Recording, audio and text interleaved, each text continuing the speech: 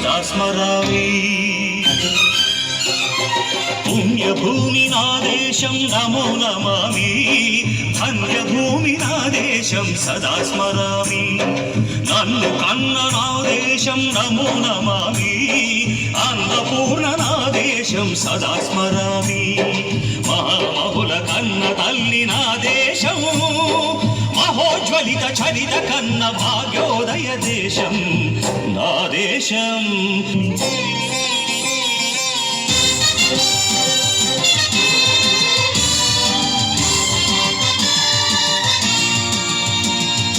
అదిగో ఛత్రపతి ధ్వజమెత్తిన ప్రజాపతి,